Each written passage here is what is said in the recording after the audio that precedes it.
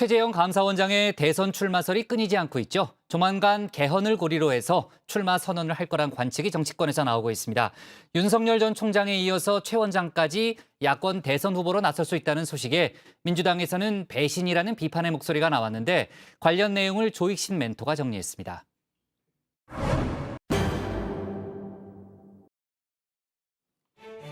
오늘 발표된 차기 대선 여론조사 결과입니다. 여야 3대 3, 빅3 구도가 형성된 모습인데요.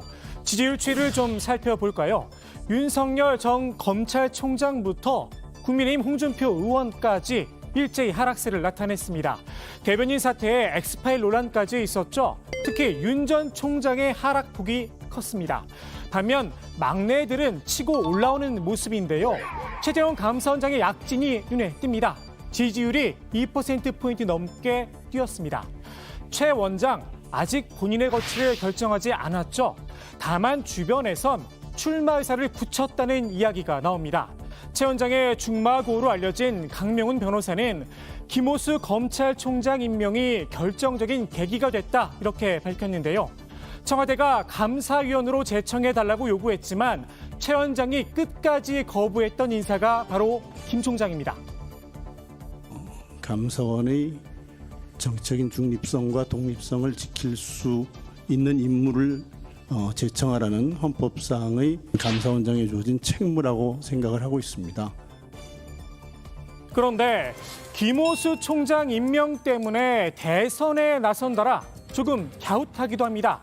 감사원장으로서 제청 요구를 거부한 건 본인의 권한이죠. 검찰총장을 제청하는 건 법무부 장관의 책무입니다. 인사의 책임은 장관과 청와대가 지는 겁니다. 인사가 잘못됐다면 국민이 판단할 일이겠죠. 더욱이 감사원은 최 원장의 말대로 정치적 중립성과 독립성이 생명인 조직입니다. 그 수장이 다분히 정치적 판단하에 주어진 임기도 마치지 않고 대선판에 뛰어든다. 과연 명분이 설까요? 당장 국민의힘에서도 물음표를 달았습니다. 윤 전 총장과 최 원장은 경우가 다르다는 겁니다. 윤석열 총장은 사실상 내용적으로 보면 쫓겨난 거고요. 최재형 감사원장은 스스로 나오는 경우거든요. 그래서 쫓겨나는 것과 스스로 이제 자리에서 나오는 거는 좀 경우가 다르다고 보이고, 어쨌든 여기에 대한 평가는 국민들께서 하시는 거다.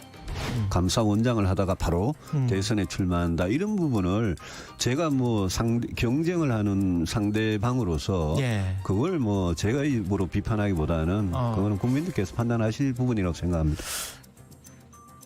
국민들이 평가할 거다 입을 모았지만 좋게 보이진 않는다는 뉘앙스가 깔려 있죠. 민주당에선 더 직설적인 반응이 나왔습니다. 국민 모독이란 겁니다. 정치적 중립성이 누구보다도 중요한 감사원장이 임기를 박차고 나와서 대선 출마한다라는 것은 국민에 대한 모독이라고 저는 생각합니다. 그리고 아울러서 야당에서도 정략적 의도를 가지고 현직 감사원장을 정치적으로 활용해서는 안 된다고 생각하고요. 야당의 정략적 의도가 있다. 아마 개헌 문제를 지적한 듯 싶습니다. 최 원장 출마에 적극적인 국민의힘 원로그룹들, 특히 정의화 전 국회의장은 권력구조 개편을 강하게 주장하고 있죠. 이번 대통령 5년 임기를 2년으로 줄이고 2024년 총선과 대선을 같이 치러 이원 정부제를 도입해야 합니다. 이른바 제왕적 대통령제의 폐단을 없애자는 건데요. 대통령의 권한, 국회가 선출하는 총리에게 대거 이양하자는 겁니다. 대통령은 외치, 총리는 내치를 맞는 방식입니다. 국민의힘 내엔 정 의장의 주장에 동조하는 의원들이 꽤 있습니다.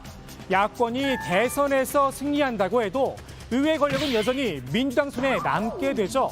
윤 전 총장 측이 압도적 승리를 주장한 이유기도 한데요. 지금의 국회 지형이 사실 국힘당이 100석, 법률가 180석 아니겠습니까? 그렇죠. 압도적 정권교체라는 표현을 쉽게 좀 쓰고 싶은데 그게 필요하다. 여소야대 상황을 타개하려면 권력구조 개편이 불가피하다는 겁니다. 결국 개헌을 고리로 민주당 내 개헌파와 손을 잡아야 한다는 주장인데요. 마침 박병석 국회의장도 개헌 문제를 꺼내 들었습니다. 권력의 집중이 우리 사회 갈등의 가장 큰 요인입니다. 권력을 나누어야 합니다. 나누면 더 커지는 정치로 가야 합니다. 권력 분산으로 국민 통합의 물꼬를 틉시다. 권력의 분산은 타협과 협치의 토대가 될 것입니다. 최재형 원장이 개헌론에 동의했는지는 알 수 없습니다. 다만 기대는 한몸에 받고 있는데요. 국민의힘 김종인 전 비대위원장은 최 원장이 자신의 임기를 포기하는 개헌을 검토 중이라는 얘기를 간접적으로 들었다라고 밝히기도 했습니다. 김 전 위원장은 오래전부터 독일식 내각제를 주장해왔죠. 대통령에게 집중된 권력이 여러 가지 부작용을 낳고 승자 독식의 권력 구조는 대립과 갈등으로 정치 혼란만 초래했습니다. 변화한 시대에 맞게 국민의 기본권을 보다 충실히 보장하고 권력 구조와 선거 제도 등 국가의 장기적 발전을 위해 조속히 개헌에 대한 결론을 내야 합니다. 최 원장이 개헌을 내걸고 대선 출마를 선언할 거라는 이야기도 나오는데요. 과연 파괴력이 있을지는 모르겠습니다. 권력구조 개편, 그러니까 말하자면 대통령 힘을 뺀다. 전문가들이나 저도 이제 그런 점은 좀 필요하다고 보는데 대중들한테 다가갈 때 그게 와닿는 이야기일 것이냐. 뭐 저기 자기들끼리 이게 나눠 먹는 거 아니야? 라는 식이고, 그리고 한국의 정치에서 참 이게 독특한 현상인데 개헌, 내각제, 이원집정부제 이런 이야기 하는 사람들은 항상 이진으로 인식이 돼요. 당장 야권에서도 야합이다 비판의 목소리가 나오고 있는데요. 국민의당 안철수 대표가 대표적입니다. 개헌을 고리로 이상한 정치 야합이 꿈틀거리고 있다면서 이슈 전환을 통해 실정을 덮으려는 현 정권 주류와 개헌으로 사익을 추구하는 야권 일부가 손잡고 권력을 나누자는 것이다 목소리를 높였습니다. 윤석열 전 총장에 이어 최재형 원장까지 어찌됐든 인물면에선 국민의힘이 이슈를 선점해가고 있는데요. 김동연 전 경제부총리도 눈독을 들이고 있죠. 심지어 국민의힘에선 이런 이야기까지 나옵니다.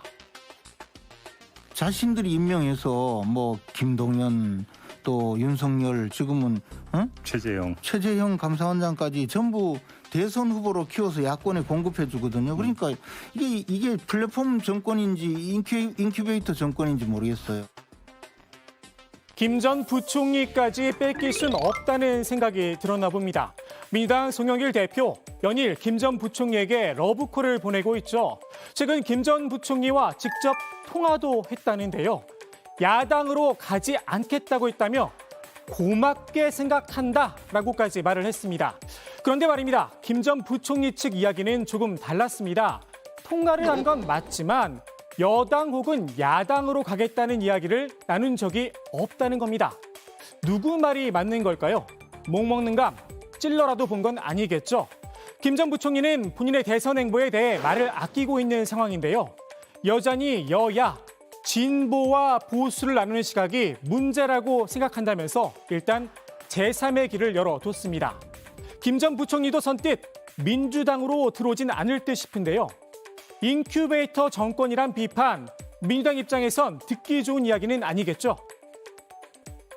문재인 정부가 오죽 못했으면 문재인 정부의 사람들이 저럴까 이런 식으로 묘사하고 있잖아요. 열 길 물 쏘고 나라도 한 길 사람 쏘고 모른다고 하지 않습니까?